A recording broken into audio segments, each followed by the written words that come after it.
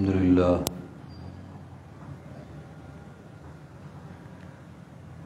لله وحده والصلاة والسلام على من لا نبي بعده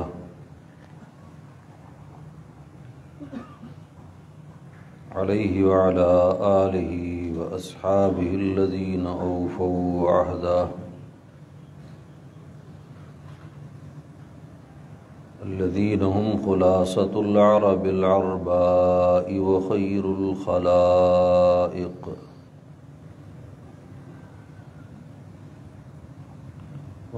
الخلائق بعد الأنبياء هم كالنجوم في السماء للاهتداء والاقتداء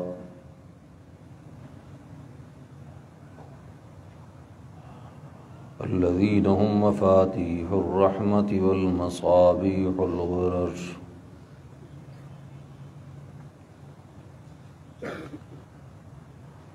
أما بعد فأعوذ بالله من الشيطان الرجيم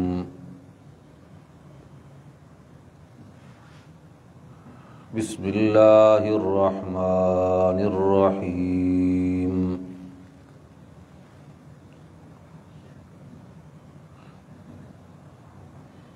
والذي أرسل رسوله بالهدى ودين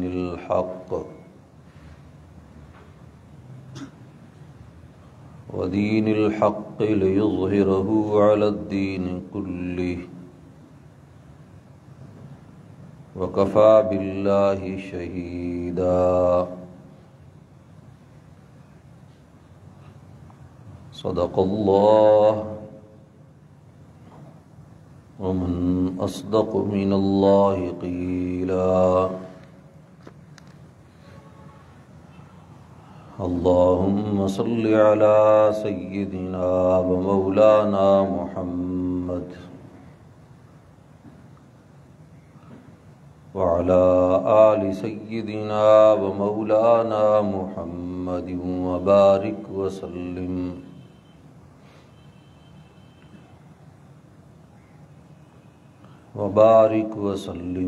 ثم صل عليه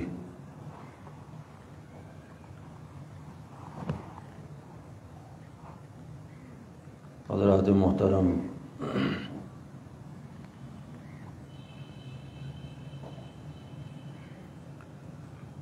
خلافت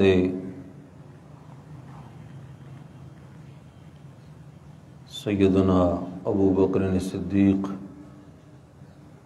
رضی اللہ تعالیٰ عنہ کے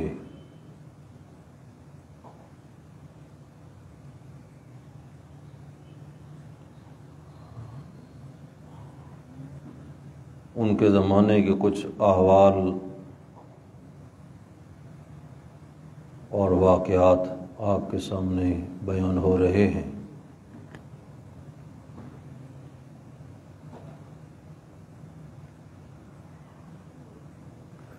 اور یہ بیان ہو چکا ہے کہ 2 سال کی مختصر مدت خلافت میں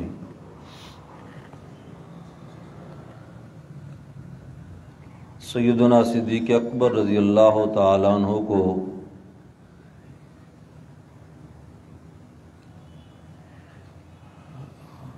اللہ کے راستے میں اور اعلاء کلمت اللہ کے لیے جہاد سے ایک لمحہ بھی فرصت حاصل نہ ہوئی۔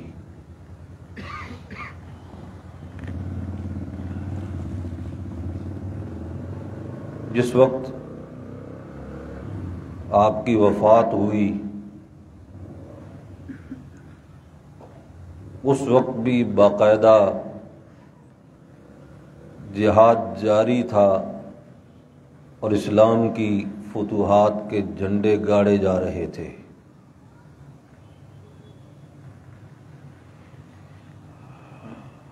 ابتداً اگرچہ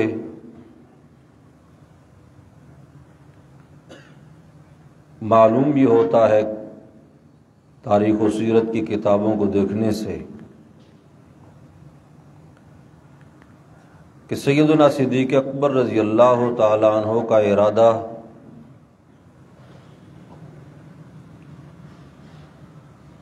رسول اللہ صلی اللہ علیہ وسلم کے شروع کیے گئے کاموں اور مہموں کو پائے تکمیل تک پہنچانے کا تھا۔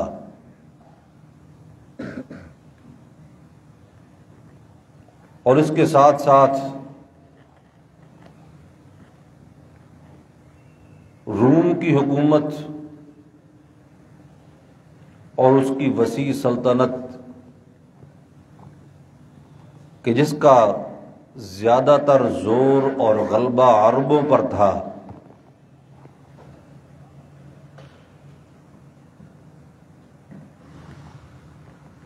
عرب کے بہت وسیع علاقے میں ان کا جبر و استبداد تھا، ظالمانہ پنجے انہوں نے گاڑے ہوئے تھے۔ ارادہ یہ تھا کہ ان قابل تکمیل کاموں کو مکمل کرنے کے بعد روم کے خلاف کارروائی شروع کی جائے گی، لیکن اللہ کی شان پہلا مختصر لشکر روم کی طرف روانہ کرنے کے بعد ایک لمبی مدت تک مرتدین اور مانعین زکوٰۃ سے لڑتے لڑتے ایک لمبی مدت گزر گئی۔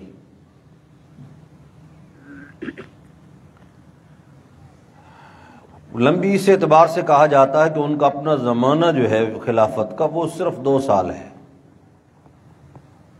جس میں بہت سارا وقت اس کے اوپر خرچ ہو گیا، لیکن اللہ کے فضل سے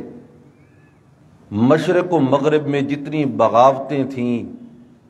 جتنے ارتداد کے فتنے تھے، وہ سارے اپنی تمام شکلوں سمیت نیست و نابود ہو گئے، اور جتنے لوگوں نے جھوٹی نبوت کا دعویٰ کیا تھا یا مارے گئے یا غائب ہو گئے، اور کچھ کو توبہ کی توفیق مل گئی۔ لیکن اللہ رب العزت نے چونکہ اس خاص منصب کے لیے انتخاب کیا تھا سیدنا صدیق اکبر کا رضی اللہ تعالیٰ عنہ، کہ وہ اللہ کے رسول کے خلیفہ بلا فصل بنے، تو ظاہر بات ہے کہ جس طرح میں عرض کر چکا ہوں کہ خلافت نام ہے اللہ کے رسول صلی اللہ علیہ وسلم کے وہ کام جو درمیان میں رہ گئے ان کو مکمل کرنے کا، اور جو وعدے اللہ کے رسول صلی اللہ علیہ وسلم سے ہوئے ان وعدوں کو مکمل اور پورا کرنے کا۔ تو اللہ نے روم سے بھی نبرد آزما کرنا تھا، فارس سے بھی نبرد آزما کرنا تھا، اور پھر آپ کے سامنے اس کے ابتدائی دروس میں خلافت و استخلاف کی بحث میں یہ بات آپ کے سامنے گزر گئی کہ اس خلافت کی مشابہت خلافت بنی اسرائیل کے ساتھ ہے، کہ جس میں موسیٰ علیہ السلام کا ایک خلیفہ ایک وسیع پیمانے پر فتوحات کا آغاز کرتا ہے، اور ان کے بعد آنے والا خلیفہ اس کام کو مکمل پائے تکمیل تک پہنچاتا ہے۔ تو سیدنا صدیق اکبر نے روم و فارس دونوں کو چھیڑنا تھا کچھ نہ کچھ، کیونکہ اللہ کے رسول صلی اللہ علیہ وسلم کی پیشین گوئیاں تھیں۔ جس طرح گزشتہ بیان میں عرض کر چکا ہوں کہ ان لوگوں کو تو خواب آنا شروع ہو گئے،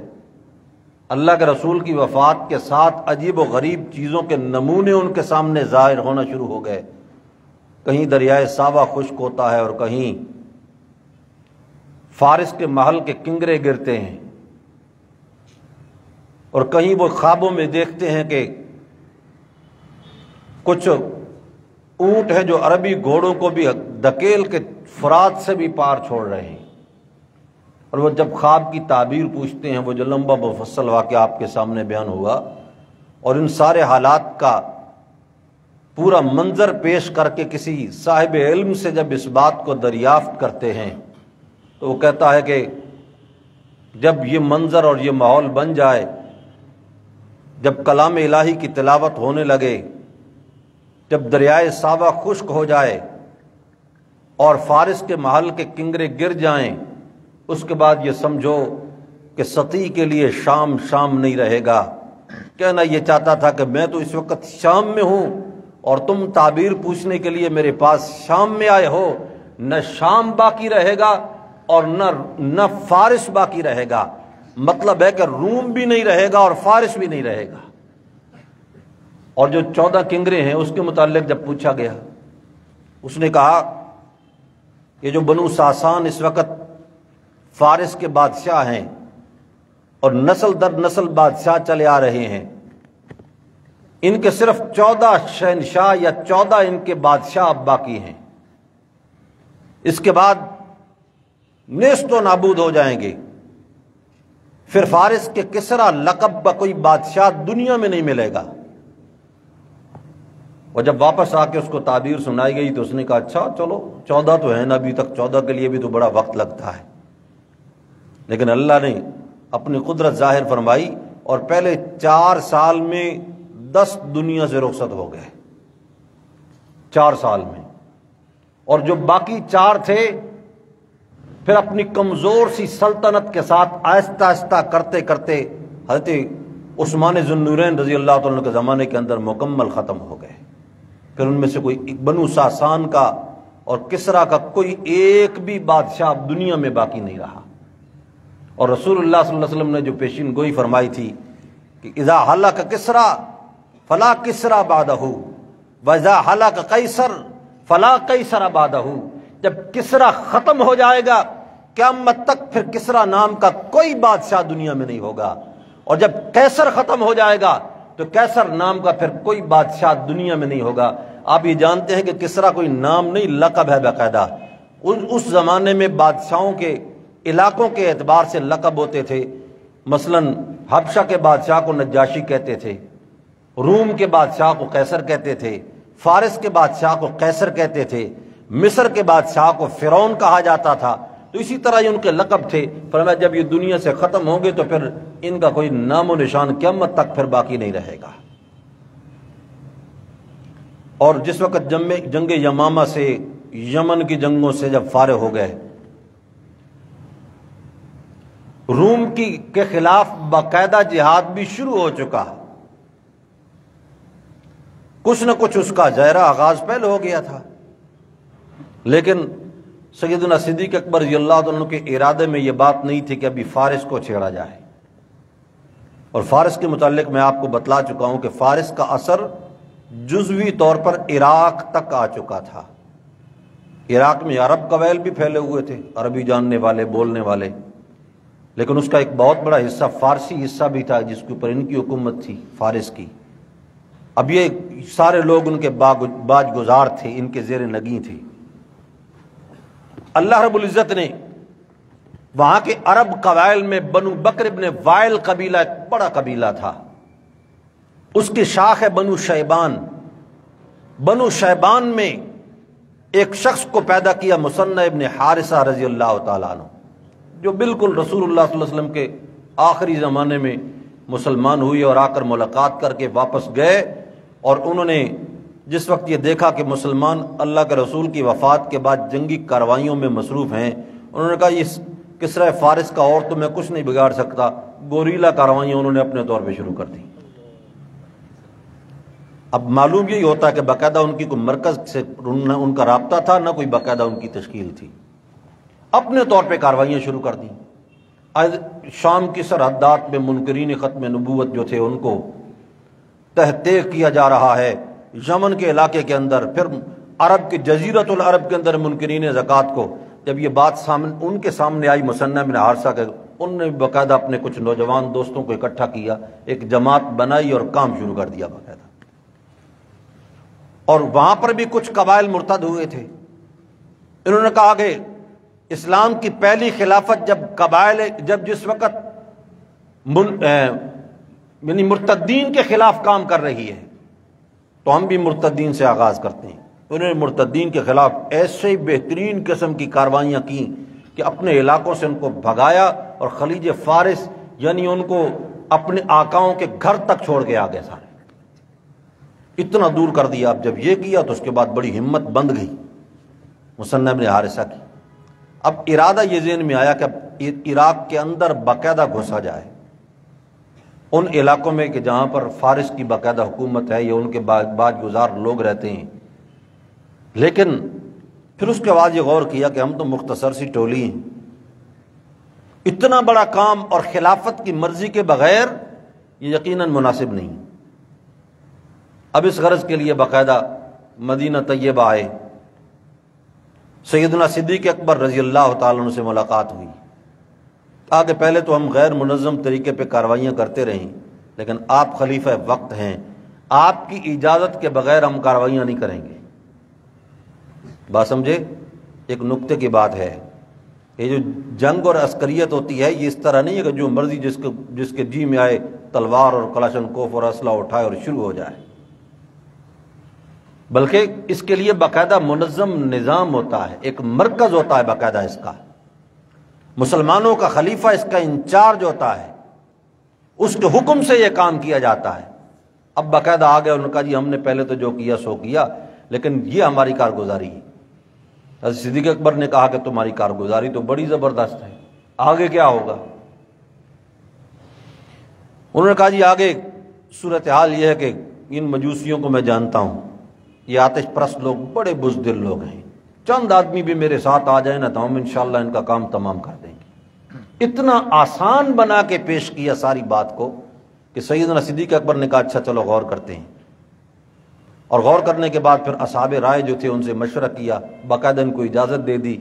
کہ جاؤ اور اپنے کام کا آغاز کرو، اور جس وقت خالد ابن الولید تمہارے پاس پہنچ جائے تو تم نے اس کے زیر نگیں ہو کر اس کی زیر امارت تم نے لڑنا ہے، امیر خالد ابن الولید ہوگا، اس سے پہلے تم ہو۔ انہوں نے کہا جی آخر کوئی ذمہ دار مقرر ہو جائے تو فرمایا کہ پہلے تم ذمہ دار ہو، اور جب خالد ابن الولید پہنچ جائیں گے تو وہ ذمہ دار ہوں گے، امیر وہ ہوں گے۔ چنانچہ یہ وہاں سے نکلے اور انہوں نے اپنے طور پر عراق کے علاقے جو تھے باقاعدہ جن میں فارس کا اثر تھا ان کے اندر داخل ہونا شروع کر دیا، لیکن بڑی مشکلیں پیش آنا شروع ہو گئیں۔ اور ادھر خالد بن ولید جس وقت یمامہ سے واپس پہنچے، ان کے پاس جو باقاعدہ لشکر تھا، اب کوئی اور مہم خلافت کے حکم کی وجہ سے سامنے موجود نہیں تھی۔ انہوں نے کہا جاؤ بھائی گھروں میں آرام کرو، تھوڑا سا استراحت کر لو، ہو سکتا ہے بعد میں پھر دربار خلافت سے کوئی اور حکم آ جائے۔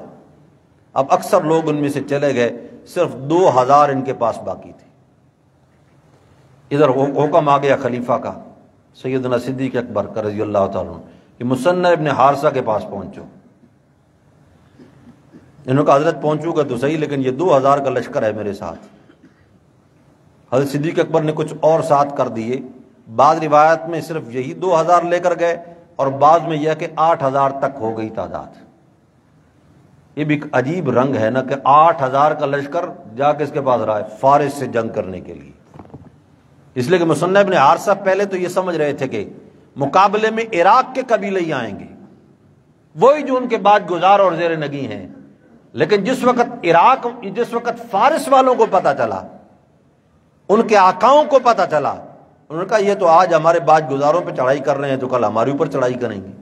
تو وہ باقاعدہ منظم فوجیں لے کر سامنے آ گئے۔ اب ادھر معلوم بھی ہو چکا ہے کہ فوجیں ان کی منظم ہو چکی ہیں، لیکن 8000 کا لشکر لے کر خالد ابن الولید نکل پڑے۔ عیاض ابن غنم رضی اللہ تعالیٰ عنہ ان کو بھیجا گیا، وہ دوسری سمت سے جا رہے ہیں، انہوں نے بھی جا کر اسی سمت میں پہنچنا ہے۔ اب یہ بھی نکلے ہوئے ہیں، اور ادھر فارس کا ایک سپہ سالار بھی اور گورنر بھی، ہرمز نام کا آدمی، مشہور گورنر تھا ان کا، وہ نکلا کہ مسلمانوں کا استحصال کیا جائے تاکہ ان کو جرأت نہ ہو فارس پر مزید حملہ کرنے کی۔ اس نے سمت کا اندازہ کروایا کہ مسلمان کس سمت میں نکلے ہوئے ہیں۔ اب وہ لوگ میدان، اپنے علاقوں کے میدان تو ہر کوئی سمجھتا ہے اور سہولیات بھی ہر کوئی جانتا ہے۔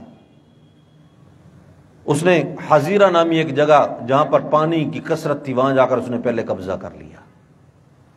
اب پانی اس کے قبضے میں آ گیا۔ ادھر حضرت خالد بن ولید پہنچ گئے،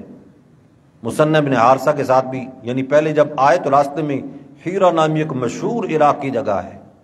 تاریخ میں اس کے بہت زیادہ واقعات ملتے ہیں، سیرت کے حوالے سے اس کا کئی مرتبہ تذکرہ بھی ہو چکا ہے رسول اللہ صلی اللہ علیہ وسلم کے زمانے سے پہلے۔ ہیرا کے اندر تو صرف 8,000 کی فوج نے ایسا روب ڈال دیا ان پر، کہا یہ وہی خالد بن ولید ہے کہ جس طرف جاتا ہے نا تو یہ دشمن کا ستیہ ناش کر کے رکھ دیتا ہے۔ وہ سارے بغیر جنگ کے تابع ہو گئے،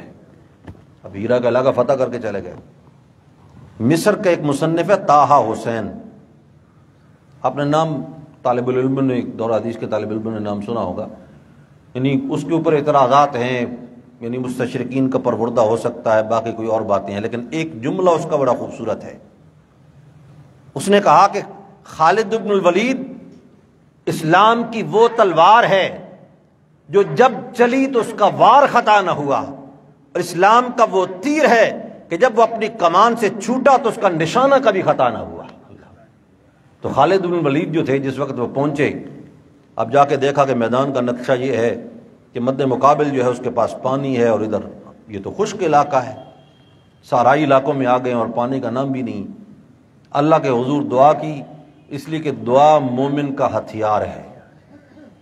ایک بزرگ نے ایک دن سوال کیا کہ دعا کے حوالے سے آپ کے سامنے کوئی حدیث ہے؟ ہم نے کہا جی الدعاء مخ العبادہ، انہوں نے کہا جی بالکل ٹھیک ہے، یہ تو حدیث ہے، اس میں کوئی شک نہیں، لیکن ایک اور چیز ہے، اس کو یاد رکھو، ذہن میں بٹھاؤ کہ الدعاء سلاح المؤمن،